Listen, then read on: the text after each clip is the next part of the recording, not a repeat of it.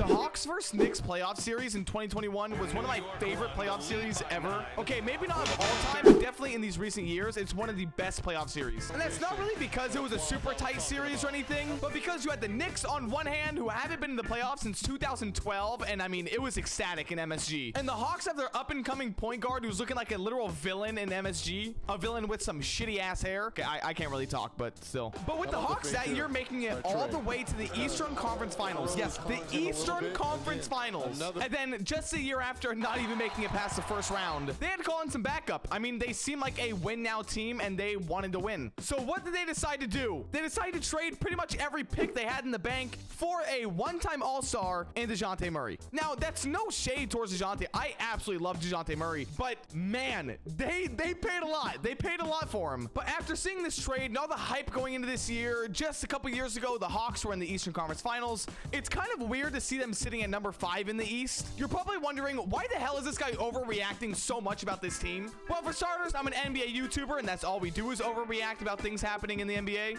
And secondly, there's some new drama happening with the Hawks, and I really wanted to talk about it. November 30th for the Hawks, everything's going good. They just got done blowing Paolo Banchero's back out. That's a Dejounte Murray reference. And they got a 17-point lead, and they're moving on. They're rolling. They're feeling good. Well, for their game against the Nuggets, someone wasn't feeling good. If you obviously don't know who I'm talking about Trae Young, okay? So he decides, I'm going to sit out for this Nuggets game. Well, we all know how this goes. They end up having a bunch of drama back and forth, you know, whatever. The game that Trae Young comes back on against OKC, they end up losing that game. And Trae Young didn't really play great. Like, he put up some points, mostly because of free throws, but he wasn't really shooting well, you know, etc. Wasn't having that good of a game. Hawks versus Knicks on December 7th. This game is huge, especially for New York fans because they want their revenge for what Trae Young did to them in the playoffs a couple years ago. By the way, I hope that rivalry stays for a little bit longer. I love that rivalry of the Hawks and Knicks. Love it. So Trae Young and this Hawks team get ready. They get to MSG. They get ready, and they get absolutely shit on. They lost by 24 points. Now, Trae Young and the entire Hawks team had one of like the worst performances they've ever had. Trae Young specifically did not play great. So you know what that means when a player is not playing that great? It means that I get to overreact about them on YouTube. And so if things just couldn't get any worse for Hawks fans, it was just announced yesterday that Dejounte Murray is now expected to miss 2 weeks with a left ankle sprain.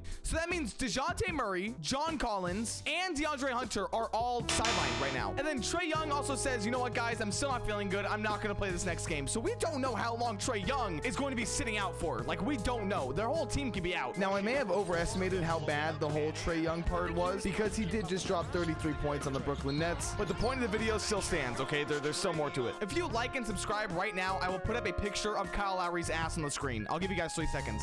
All right, here you go. Enjoy. You're welcome. Thank you. Now, Dejounte Murray said that everything's fine, and he thinks that everyone's speculating and overreacting about this. It's just ridiculous. It is. But if you talk to Hawks fans, everyone wants Nate McMillan, their head coach, to be fired. I think if you talk to Trae Young, he'd also agree with them. And if you're having a lot of locker room problems and your whole team pretty much doesn't like your coach, you're not really going to get far into the season or the postseason. I absolutely love this Hawks team, and I think that if they stick together as a team and maybe next year they reset and get a new head coach, they could go pretty far. But in their current situation, it kind of seems impossible for them to make it as far as they did in 2021 with their current situation. With that being said, Hawks fans, please don't attack me. I like your team. I like Trae Young. I like Dejounte Murray, okay? We're friends. But if you do want to hear me talk about why the Warriors have been so bad this year, my video will be up on the screen right now. Go click it. Click it. Watch the video right now. Watch it. Watch it.